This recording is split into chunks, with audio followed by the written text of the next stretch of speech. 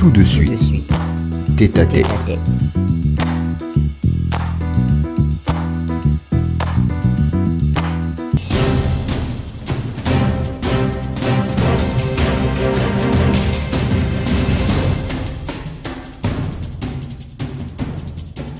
Bonsoir à tous, encore une fois de plus, bienvenue à votre chaîne préférée Alpha Télévision dans le cadre de votre émission Tête à Tête dans cette poursuite justement des questions politiques actuelles. Vous le savez déjà, le Gabon le 12 avril prochain va amorcer une période particulière avec l'élection présidentielle, sauf que nous observons aujourd'hui une nouvelle génération de jeunes acteurs politiques qui veulent s'adonner également à cette prestigieuse fonction, la présidentielle notamment. Nous allons pouvoir discuter de cette thématique du renouvellement de la classe politique, enjeux de perspective, aujourd'hui avec notre invité Sir Pavlov Moussa, qui s'appelle aussi Excellence.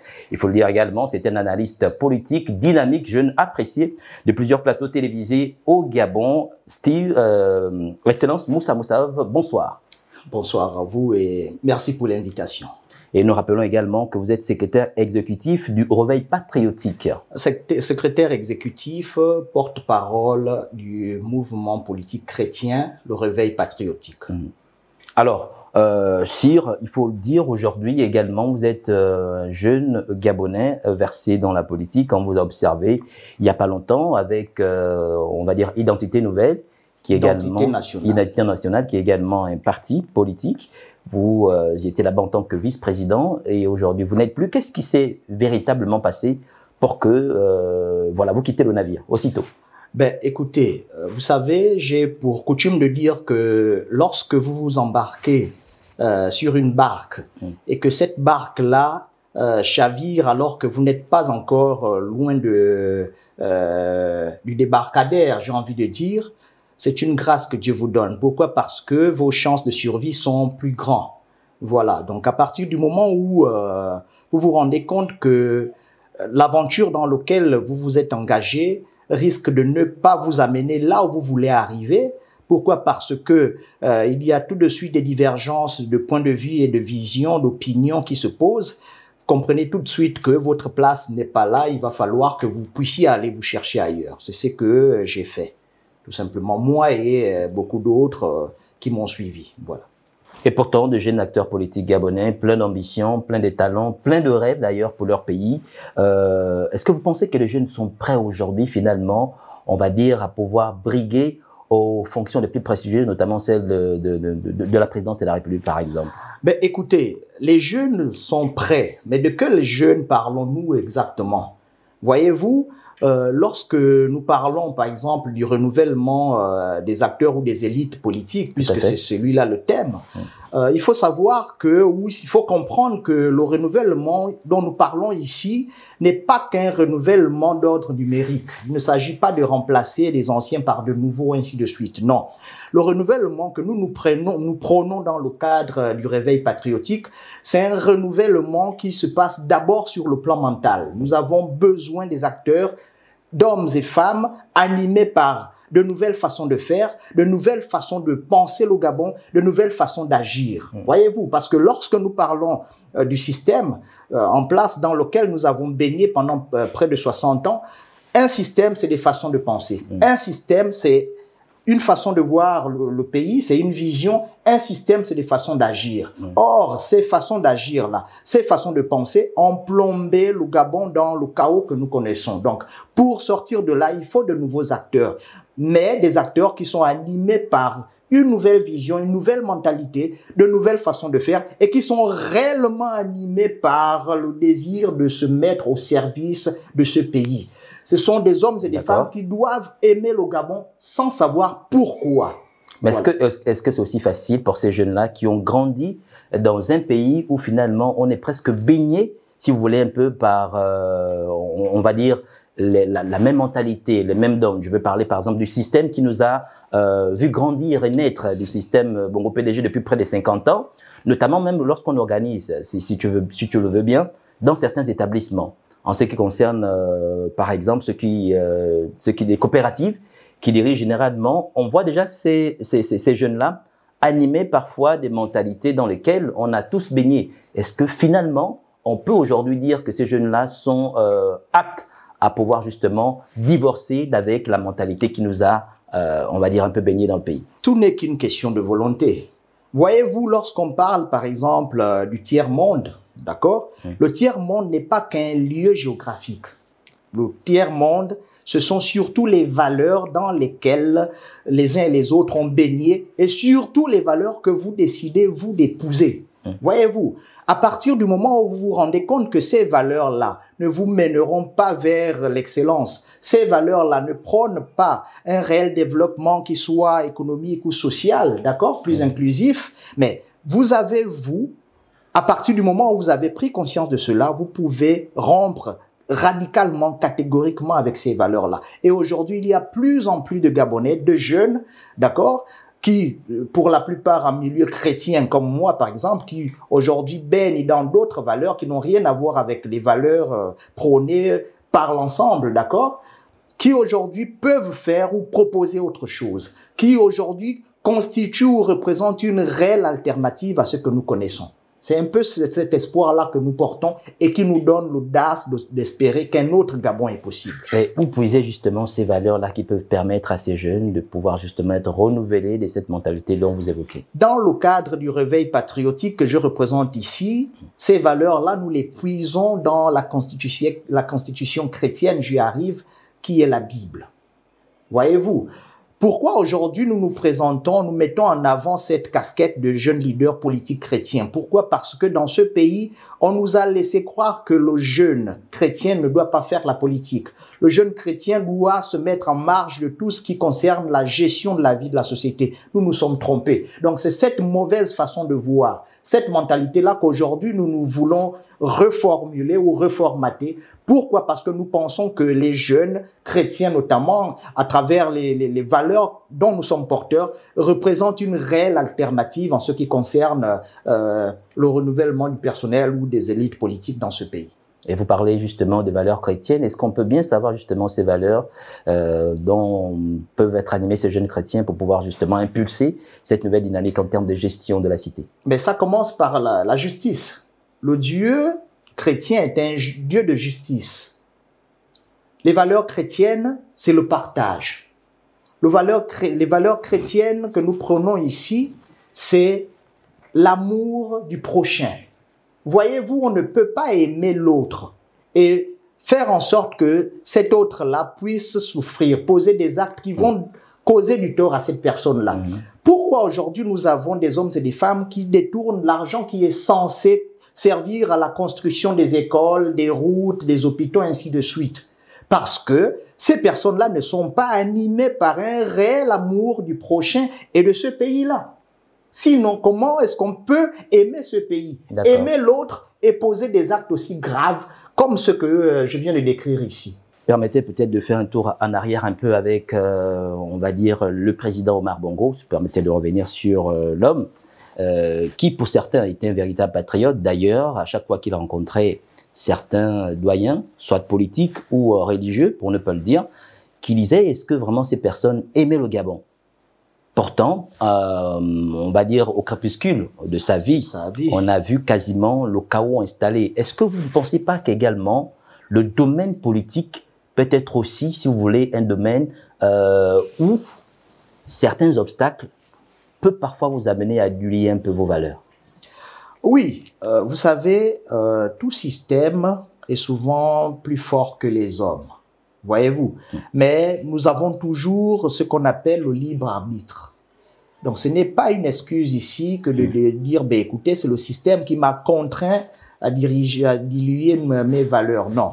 Nous avons même dans ce pays-là des leaders qui ne se déclarent pas ouvertement comme étant chrétiens, d'accord, mais qui jusqu'à ce jour ont tenu face à ce système-là, sont restés intègres. Nous avons des valeureux hommes tels que, hommes politiques, j'entends, tels que Luc Bengonti, vous avez Jean-Victor Mwang Bading et pas mal d'autres qui sont restés intègres malgré les propositions, qui ont tourné le dos au vice, à la corruption et à tous les maux que nous dénonçons ou encore que ce système-là a toujours mis en avant. Donc, il y a toujours le libre arbitre, nous avons toujours le choix. Nous ne sommes pas obligés d'accepter ce qui n'est pas bon. C'est peut-être celui-là le problème chez nous. Nous avons accepté de croire que devant l'argent, il faut tout trahir. Il faut trahir les valeurs, il faut tout laisser tomber, il faut se trahir nous-mêmes. Non, je ne suis pas de ceux-là. Je pense que l'argent est bon, d'accord, mais se mettre réellement au service de ce pays-là, défendre les intérêts des populations dans le sens d'améliorer leurs conditions de vie, c'est encore mieux. Nous pouvons être une véritable source de bénédiction pour ce pays et pour ces populations. C'est mon intime conviction. D'accord, c'est votre intime conviction, Sir Moussa Moussa, mais là vous avez parlé justement ici de valeurs un peu chrétiennes pour pouvoir justement mener cette nouvelle cadence dans la gestion de la chose publique.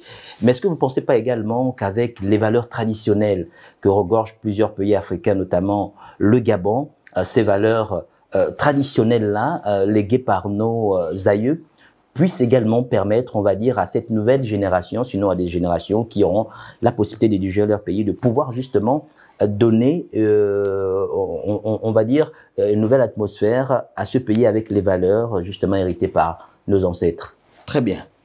Tu ne tueras pas. D'accord?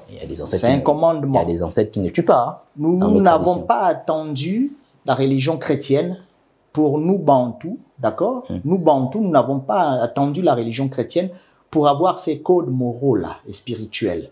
C'est pour dire quoi? Qu'il n'y a pas une opposition entre les valeurs chrétiennes et nos valeurs traditionnelles ancestrales.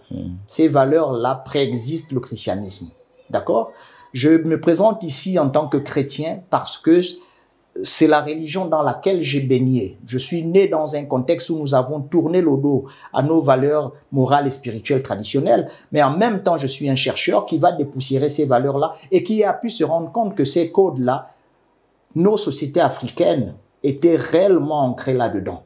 Donc, il n'y a pas une opposition ici. Ces valeurs-là chrétiennes, ce sont quasiment les mêmes valeurs que nous retrouvons dans nos valeurs spirituelles et morales traditionnelles. Donc, il n'y a pas une opposition à faire ici. D'accord. Alors, aujourd'hui, on observe justement plusieurs jeunes qui se donnent en politique, notamment avec les déclarations qu'on a vues ça et là, même en 2023, avec les législatives, plusieurs jeunes aujourd'hui qui ont pu justement, on va dire, se lancer en politique. Mais est-ce qu'aujourd'hui, les jeunes Gabonais qui se donnent sont prêts à travailler main dans la main de connivence pour les intérêts, on va dire, généraux par rapport justement à notre pays? Très bien. Aujourd'hui, nous parlons de la restauration des institutions. Mais je suis de ceux qui pensent que le premier travail qui doit être fait, c'est celui qui va dans le sens de la restauration des mentalités. Parce que c'est à ce niveau que se trouve le véritable problème. Les jeunes ne se mettent pas ensemble. Pourquoi? Parce que on nous a non seulement affamés. Publicité. Publicité.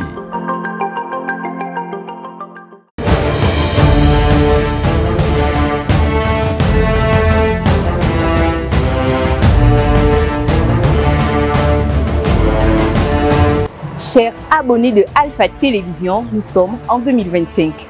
Oui, 2025 est une année qui s'annonce belle pour notre pays, le Gabon. Vous êtes nombreux à nous faire confiance et chaque semaine, vous êtes connectés à nos différents programmes. Tête à tête, Femmes et Action, Le Citoyen et bientôt un nouveau programme, rien que pour le plaisir de vos yeux, Osez Entreprendre. Osez Entreprendre, une émission dédiée aux entrepreneurs et des personnes qui relèvent des défis au quotidien. 2025, c'est aussi une année électorale pour le Gabon. C'est ainsi qu'Alpha Télévision a revu pour vous le format de l'émission Tête à Tête. Vous êtes candidat à la présidentielle, aux législatives et aux locales. Tête à Tête est votre espace d'expression. Nous avons reçu des personnalités telles que Albert Ondossa. Quel type de relations, sinon quelles sont les relations que vous entretenez avec vos amis de la plateforme aujourd'hui? Geoffroy Fumboula. Pour être candidat, il faut être âgé au moins de 35 ans.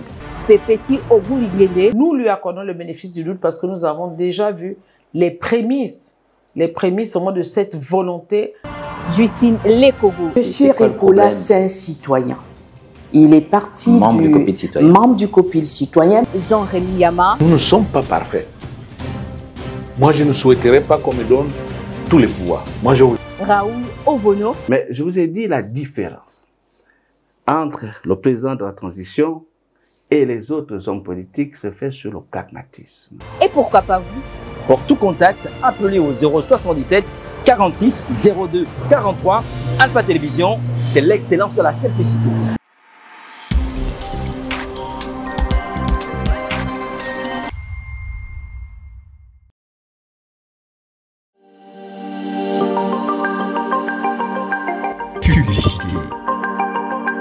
Publicité.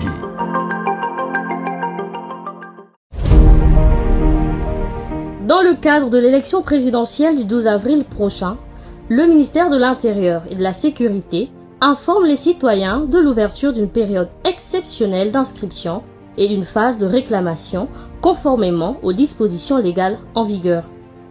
Pour la période exceptionnelle d'inscription, elle a lieu du 1er au 10 mars 2025. Cette phase est dédiée aux primo-électeurs, c'est-à-dire les citoyens qui ont atteint l'âge de 18 ans après le 8 février 2025, date de clôture de la période de révision initiale. Elle concerne également les personnes dont l'inscription ou la radiation a été ordonnée par la justice, les agents publics, parapublics et salariés du privé mutés ou mis à la retraite, ainsi que leurs familles, les citoyens ayant changé de résidence ou de centre de vote, les électeurs justifiant d'un cas de force majeure, toute personne inscrite dont le nom ne figure pas sur la liste électorale de son centre de vote. Pour la phase de réclamation qui aura lieu du 7 au 10 mars 2025, elle concerne les électeurs déjà inscrits qui doivent aller vérifier leurs informations et signaler toute anomalie auprès des équipes déployées sur le terrain. Notez bien, cette phase ne constitue pas une nouvelle opération d'enrôlement de tous les citoyens en âge de voter. Pour le cas spécifique des citoyens enrôlés dans le cadre du NIP et qui ont 18 ans révolus, leur inscription sur la liste électorale est automatique conformément à l'article 48 de la loi organique numéro 001/2025 du 19 janvier 2025. Cependant, ils doivent aller vérifier leur inscription dans les centres de révision les plus proches. En cas d'erreur ou omission, ils peuvent exercer leur droit de réclamation en indiquant aux équipes leur centre de vote dans les délais impartis. Ils sont donc concernés par la période de réclamation. Élection présidentielle 2025. Je suis concerné, je vote.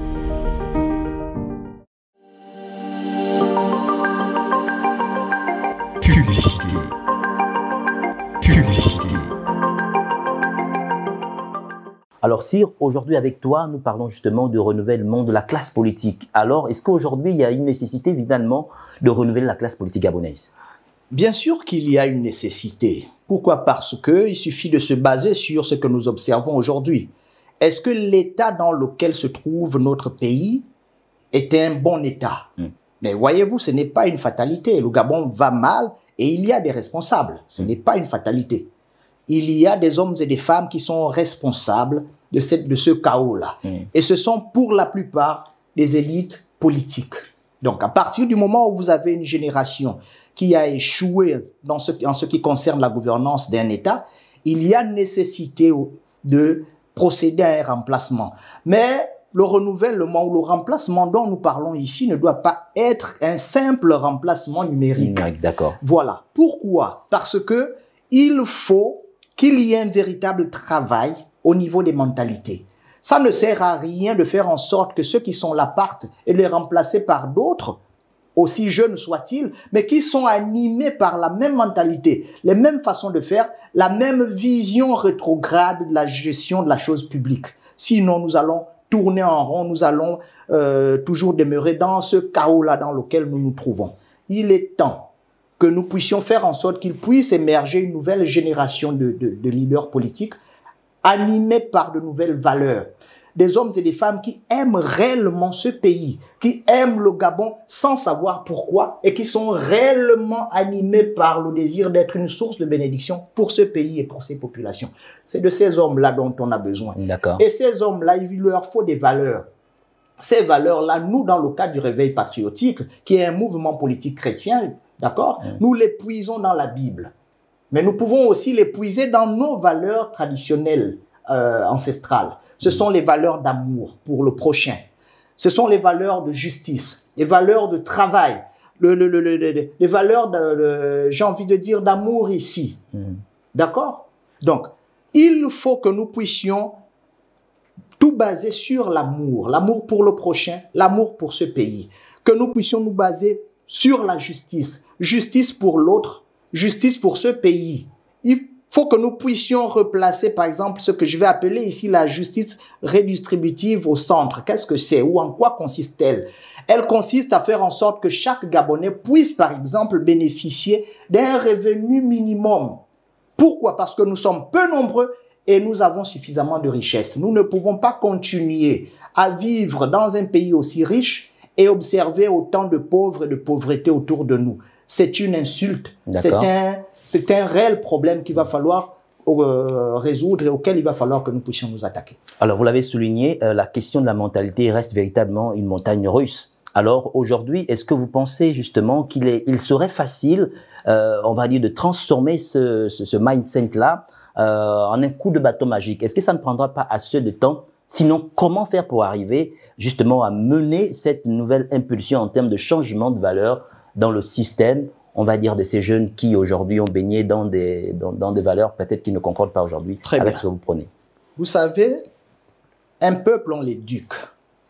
Voyez-vous, le côté assez combatif que nous admirons chez les autres, par exemple chez nos voisins camerounais, n'est pas tombée du ciel. Cette mentalité-là qui dit par exemple qu'impossible n'est pas camerounais, elle a été inculquée savamment par ceux qui tiennent le pouvoir. Et au Gabon, on va encore faire comment? Voilà, au Gabon, on vous dit on va encore faire comment? Là aussi, c'est une mentalité qui a été pensée et entretenue et dans lequel les Gabonais baignent depuis des années. Comment faire pour que ça change? Voyez-vous, je suis de ceux qui pensent que l'exemple doit toujours venir d'en haut. D'abord, il faut que nous ayons des élites qui soient exemplaires.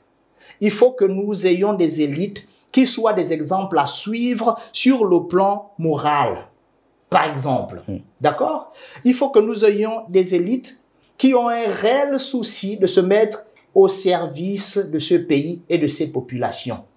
Il faut que nous ayons des élites qui ne s'accommodent pas de l'injustice. Parce que c'est ça aussi le problème du Gabon. D'accord. Voyez-vous, premièrement, mais il faut aussi une réelle implication de toutes les forces vives de la nation. Je fais référence ici, par exemple, à la société civile. Je fais référence à tous ceux qui parlent dans l'esprit des Gabonais, les églises. Donc, ce sont plusieurs acteurs, des mosquées, des temples, tout à fait, qui doivent intervenir pour inverser la courbe. C'est possible. Je ne pense pas qu'aujourd'hui, nous soyons incapables de faire en sorte qu'un nouveau Gabonais, un nouveau prototype, un nouveau modèle de citoyen puisse émerger dans ce pays de manière à faire en sorte que le chaos dans lequel nous nous trouvons, d'accord, puisse connaître une fin. Parce qu'il n'y a pas de solutions qui viendront d'ailleurs. Les problèmes de Gabonais ne peuvent être résolus par les Gabonais. Mais pour ça, il faut un réel changement de mentalité. Il faut une réelle transformation sur le plan moral qui puisse s'opérer dans ce pays. Alors, Sire, est-ce que lorsqu'on parle justement de renouveler la classe politique gabonaise, fait-on allusion au fait qu'on veut renouveler les classiques, au fait de les remplacer par les jeunes ou remplacer de nouveaux visages par de jeunes, quoi qu'ils soient, on va dire âgés? Lorsqu'on parle de renouvellement politique ou renouvellement des élites politiques, le piège dans lequel nous ne devons pas tomber, c'est celui qui consiste dans un simple remplacement numérique. Voyez-vous, il ne s'agit pas de procéder à un simple remplacement, c'est-à-dire on prend des jeunes qu'on va venir mettre à la place des vieux. Non, il ne s'agit pas uniquement de simples visages. Le renouvellement politique dont nous avons besoin est un renouvellement qui doit d'abord s'opérer sur le plan des mentalités. Parce que ce qui pose problème, ce sont les mentalités. Ça ne servira à rien de changer des anciens par de nouveaux qui sont animés par les mêmes mentalités, les mêmes façons de faire et la même vision ou de la façon de voir la chose publique. Voyez-vous, sinon nous allons toujours aboutir à des détournements de deniers publics, ainsi de suite. Il faut d'abord qu'un véritable travail soit fait sur le plan des mentalités pour qu'une nouvelle génération de leaders, pour qu'un nouveau type de citoyens gabonais puisse émerger. Un nouveau type de citoyens gabonais animé par des valeurs autres que ceux-là qui sont prônés ou mis en avant dans le cadre du système que nous dénonçons ici. Quelles sont ces valeurs-là? Ce sont des valeurs qui, nous, dans le cadre du réveil patriotique, que nous puisons, nous, dans les écritures bibliques. Mais nous pouvons aller plus loin pour aller les rechercher dans nos valeurs morales et spirituelles africaines. ce sont des valeurs d'amour du prochain. D'accord? Ce sont des valeurs de justice. Ce sont les valeurs de partage.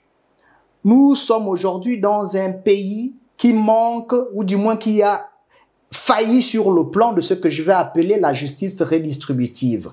Pourquoi? Parce qu'aujourd'hui, il y a tellement de pauvres. Le dernier rapport, la Banque mondiale dit par exemple qu'un tiers de Gabonais vivent en dessous du seuil de pauvreté. Mais voyez-vous, dans un pays aussi riche que le nôtre, nous pouvons faire en sorte que chaque Gabonais puisse bénéficier d'un revenu minimum. C'est possible. Tout n'est qu'une question de volonté politique. Tout n'est qu'une question de mentalité de pouvoir. Cette mentalité-là qui consiste à famer pour mieux régner et à diviser davantage en se basant sur la pauvreté, je pense que c'est une mentalité que nous devons dénoncer et combattre. Mais il ne suffit pas de dénoncer, il faut proposer autre chose. C'est ce que nous proposons aujourd'hui, en nous basant sur les valeurs morales, spirituelles, chrétiennes et traditionnelles qui replacent le bien-être de l'autre au centre de tout ce que nous posons comme action. D'accord. Et vous avez évoqué, vous avez parlé tout à l'heure justement de la politique redistributive, la justice redistributive. Exactement. Et est-ce que il serait vraiment facile, dans le cas du Gabon, avec, on va dire, une sorte d'économie basée sur la rente et qui ne permet même pas finalement au pays de décoller, on va dire, en termes si vous voulez, du point de vue économique? Très bien. Mais vous savez, nous sommes combien dans ce pays?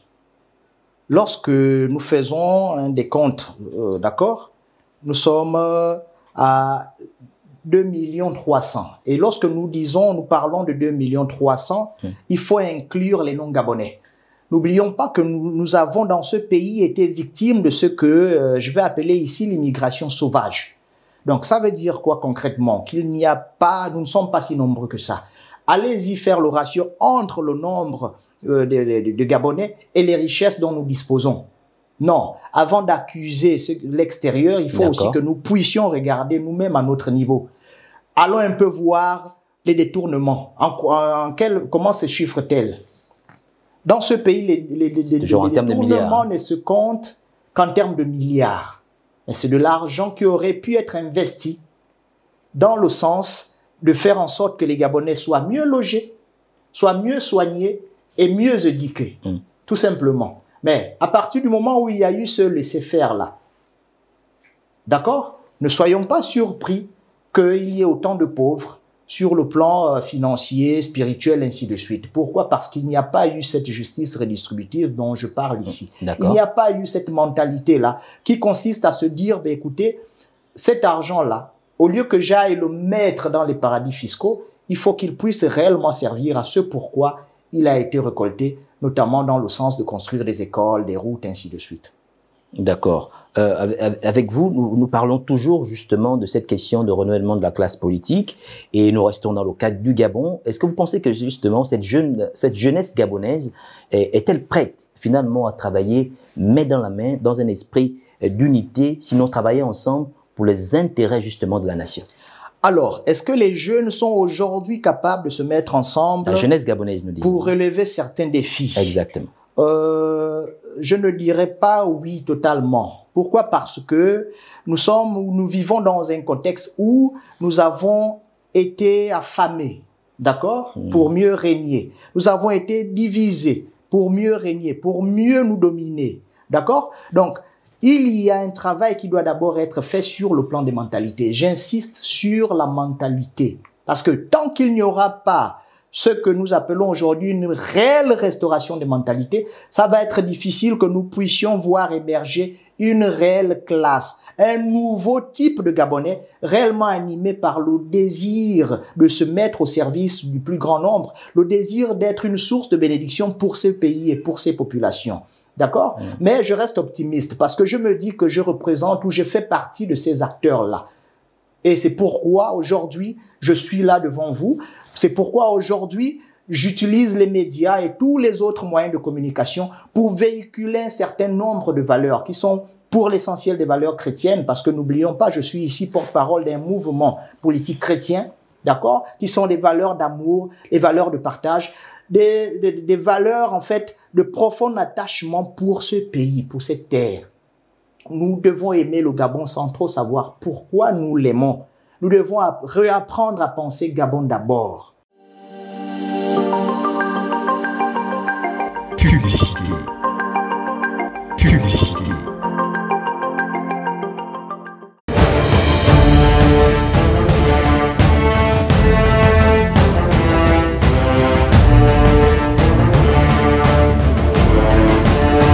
Chers abonnés de Alpha Télévision, nous sommes en 2025. Oui, 2025 est une année qui s'annonce belle pour notre pays, le Gabon. Vous êtes nombreux à nous faire confiance et chaque semaine, vous êtes connectés à nos différents programmes Tête à Tête, Femmes et Action, Le Citoyen et bientôt un nouveau programme, rien que pour le plaisir de vos yeux, Osez Entreprendre. Osez Entreprendre, une émission dédiée aux entrepreneurs, des personnes qui relèvent des défis au quotidien. 2025, c'est aussi une année électorale pour le Gabon. C'est ainsi qu'Alpha Télévision a revu pour vous le format de l'émission Tête à Tête. Vous êtes candidat à la présidentielle, aux législatives et aux locales.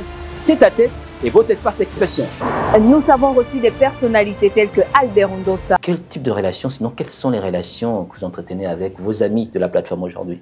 Geoffroy Fungula. Pour être candidat, il faut être âgé au moins de 35 ans.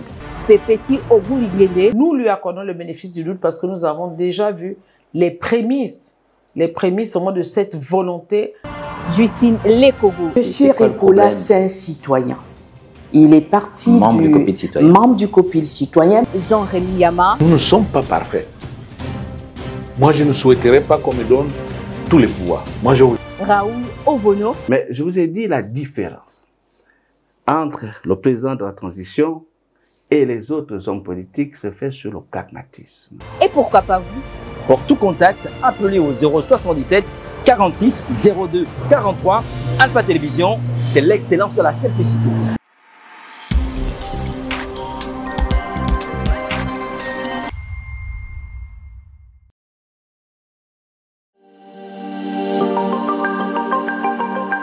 Publicité. Publicité. Tant que nous ne pensons plus Gabon d'abord, tant que nous ne pensons plus unité des fils et filles du Gabon, nous sommes faibles. Donc c'est un travail qui doit être fait réellement et sur lequel plusieurs forces vives sont interpellées parce que c'est un travail qui concerne tout le monde ici. Je l'ai dit préalablement, pour qu'il y ait un réel changement de mentalité, il faut que tous ceux qui parlent dans l'esprit des Gabonais puissent intervenir, les médias, les églises, les mosquées, ainsi de suite. Il n'y a que, à partir du moment où tous ces acteurs-là vont s'impliquer, qu'un réel changement va s'opérer. C'est possible, je reste optimiste et je suis sûr que nous allons y arriver. Pourtant, certaines églises, on va dire, s'impliquent à emmener, à changer un peu les mentalités, les valeurs des citoyens, mais encore... Est-ce que ces citoyens eux-mêmes sont prêts à changer aussi de mentalité? Là reste aussi la grande question. Mais écoutez, chaque peuple suit la direction dans laquelle son leader veut qu'il puisse regarder. Voyez-vous, si aujourd'hui les Gabonais ont cette mentalité rétrograde et médiocre que nous dénonçons ici, c'est parce qu'elle a été pensée, elle a été implémentée et entretenue. Par les politiques, vous voulez dire? Par les politiques, par ceux qui ont dirigé ce pays, par le système que nous dénonçons ici. Voyez-vous, mais nous ne sommes pas là uniquement pour dénoncer. La dénonciation ne change rien. Il faut proposer autre chose. Ce que nous proposons ici, c'est l'implication. C'est d'abord le fait de penser un nouveau Gabonais, un nouveau type ou idéal type de Gabonais. Quel genre de mentalité voulons-nous implémenter, par exemple? D'accord?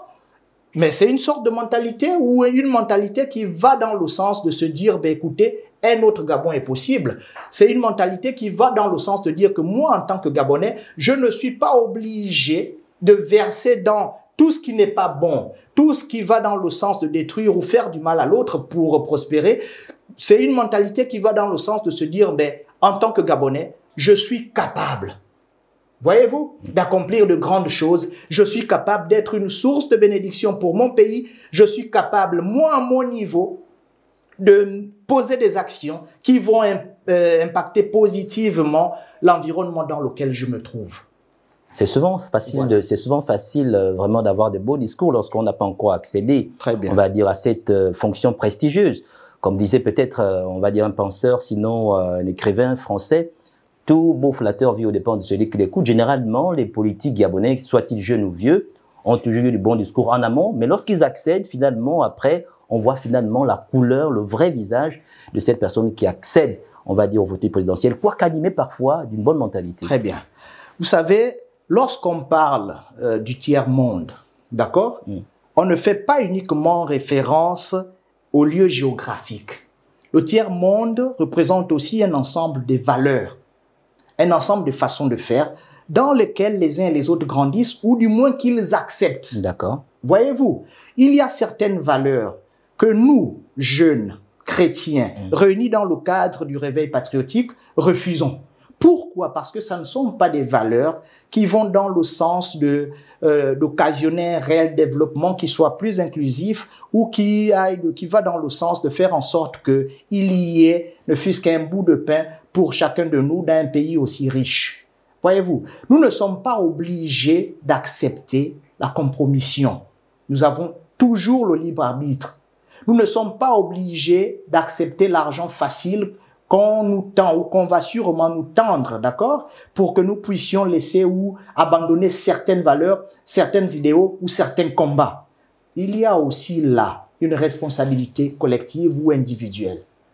Si aujourd'hui j'accepte de me laisser corrompre, d'accord, je suis responsable. Si aujourd'hui j'accepte de me laisser corrompre, il ne faut pas que j'accuse les autres, c'est d'abord moi. Mais je ne suis pas obligé.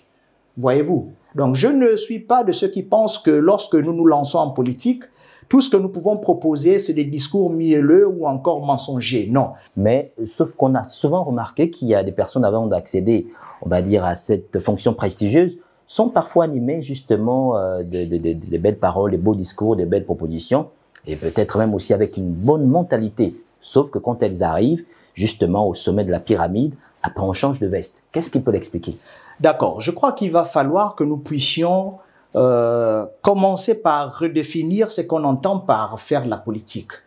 Voyez-vous, depuis plusieurs décennies... Si vous me permettez, peut-être une façon de parler de manière triviale pour la définition, pour certains, même de jeunes au quartier, disent que la politique, c'est l'art du mensonge. Voilà. On nous a appris dans ce pays que faire la politique, c'est mentir. Faire la politique, c'est voler. Faire la politique, c'est faire le mal. Est-ce que nous sommes obligés de faire le mal lorsque nous nous lançons en politique? Je dis non. Pourquoi? Parce que faire la politique, c'est se mettre au service de l'autre. Faire la politique, d'abord, pour faire la politique, il faut aimer l'autre et être animé par le désir de lui faire du bien. Donc, il va falloir que nous puissions commencer par redéfinir ce qu'on entend par faire la politique dans ce pays.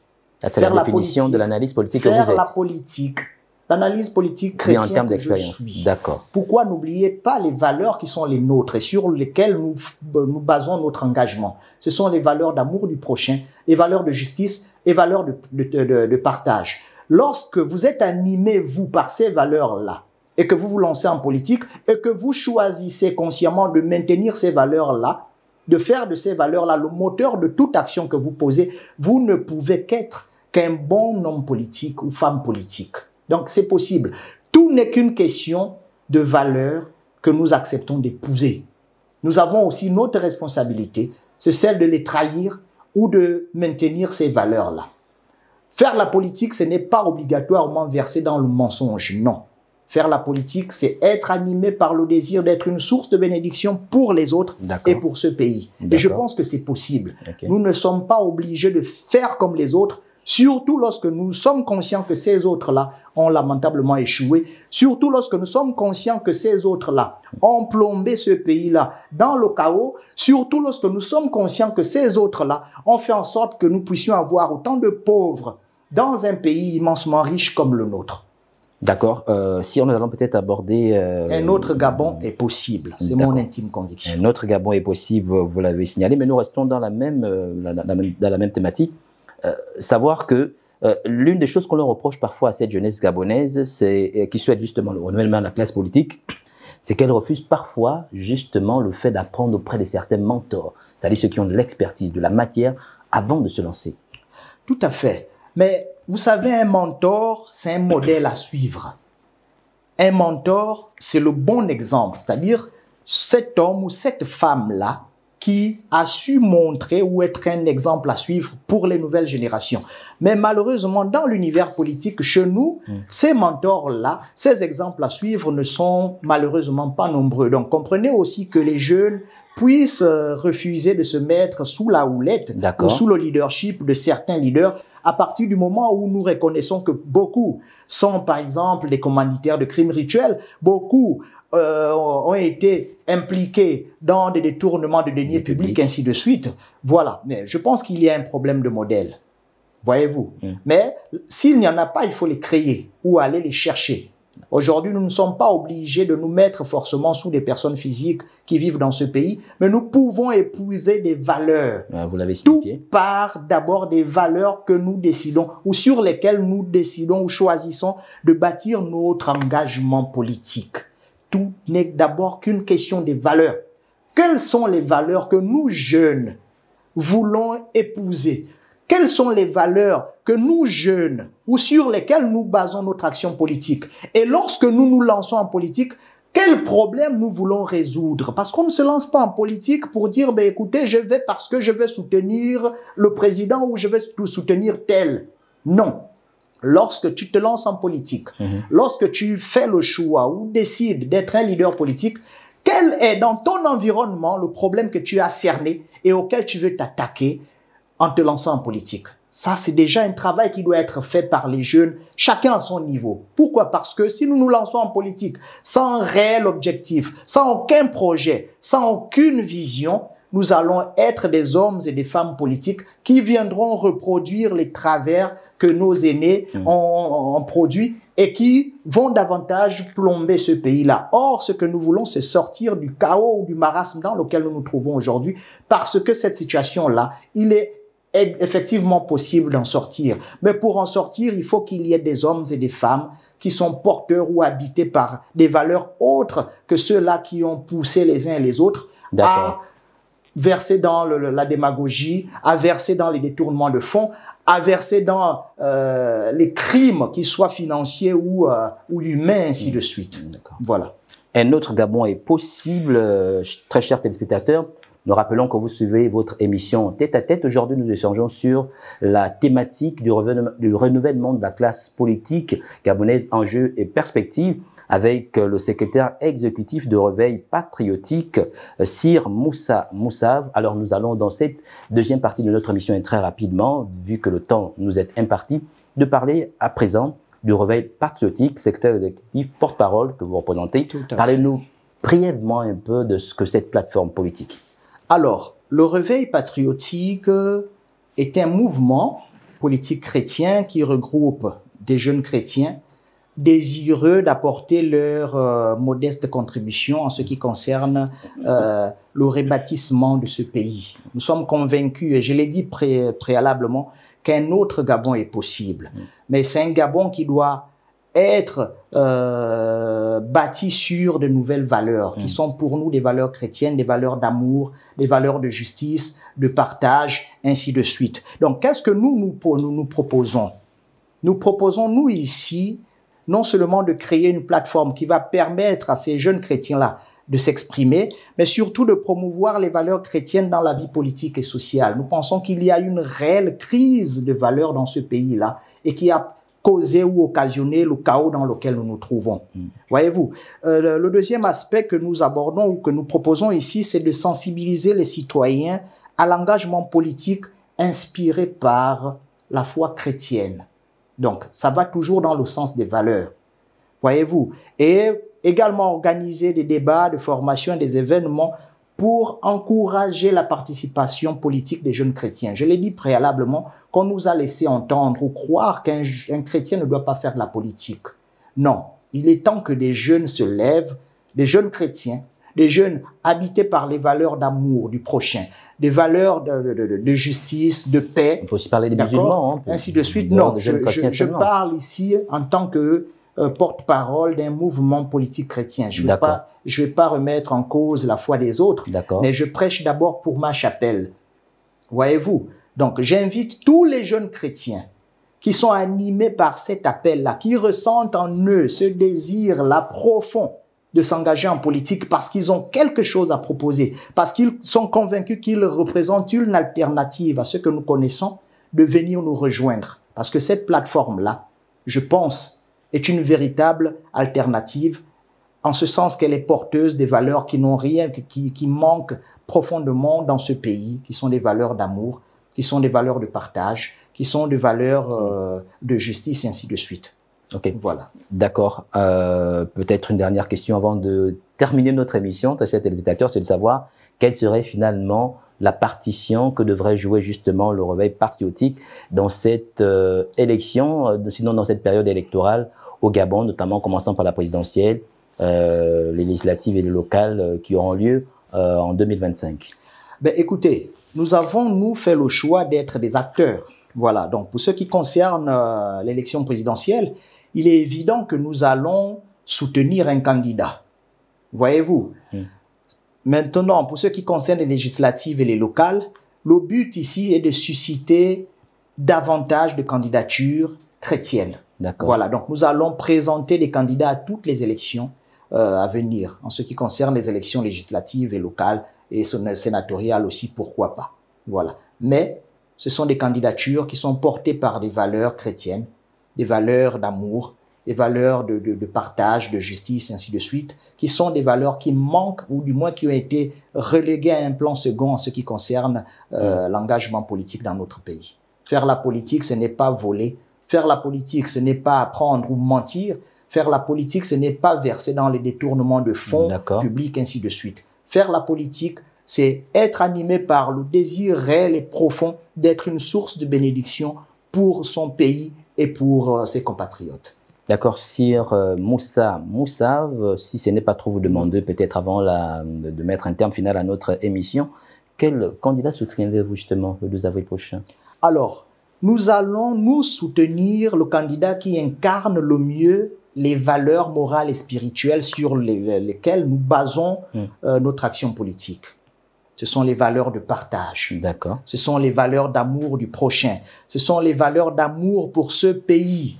Il y a tellement eu de désamour envers ce pays que tous ceux qui ont eu l'occasion, l'opportunité de décider de la destinée de ce pays-là ont quasiment ou sont quasiment allés dans le sens contraire ou dans un sens contraire à celui qui va dans le sens de promouvoir le bien-être social du plus grand nombre. Voilà. Donc, le candidat que nous allons soutenir est le candidat dont le projet ira le plus dans le sens des valeurs du partage, d'amour, de justice que nous prônons dans le cadre du réveil citoyen. À la fin de notre émission, demandez un peu vos avis, commentaires, critiques, appréciations par rapport justement à cette jeune chaîne de télévision qui est Alpha. Et nous rappelons que nous émettons seulement depuis 5 mois sur les différentes plateformes des réseaux sociaux. Alors, votre regard par rapport justement à cette nouvelle chaîne où les jeunes Gabonais ont décidé de donner un peu leur touche à l'audiovisuel gabonais? Ben, écoutez, je ne saurais tarir d'éloges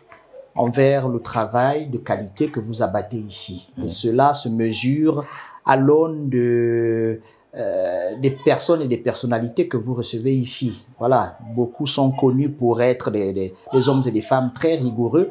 Et rassurez-vous, si vous n'étiez pas, ou du moins si votre travail n'allait pas dans ce sens-là, ces personnes-là ne seraient pas venues ici. Voilà.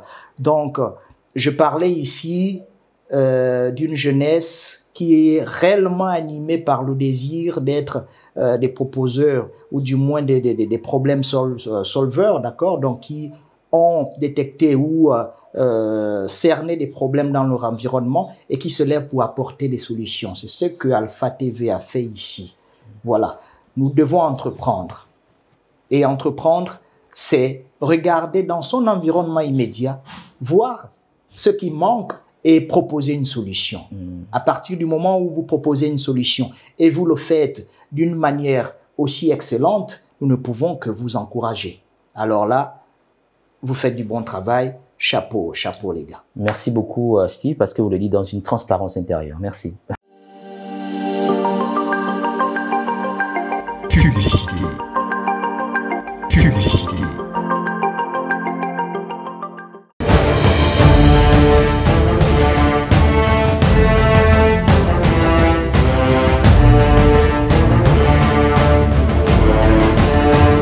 Chers abonnés de Alpha Télévision, nous sommes en 2025.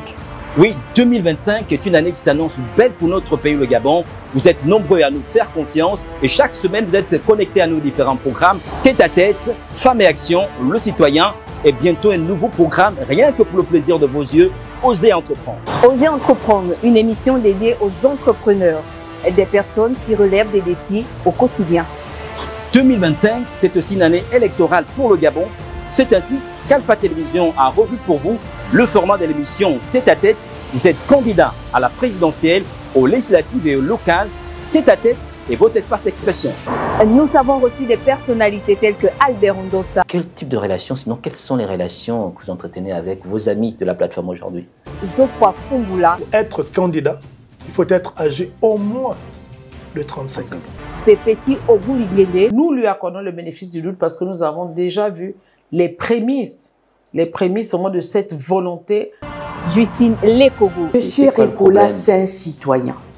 Il est parti membre du COPIL citoyen. Jean-Rémy Yama. Nous ne sommes pas parfaits. Moi, je ne souhaiterais pas qu'on me donne tous les pouvoirs. Moi, je... Raoul Ovono. Mais je vous ai dit la différence entre le président de la transition et les autres hommes politiques se fait sur le pragmatisme. Et pourquoi pas vous? Pour tout contact, appelez au 077 46 02 43. Alpha Télévision, c'est l'excellence de la simplicité.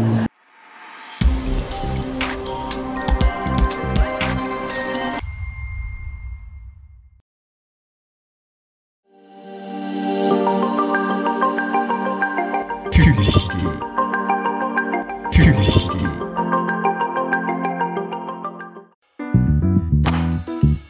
Tout de suite. Tête à tête.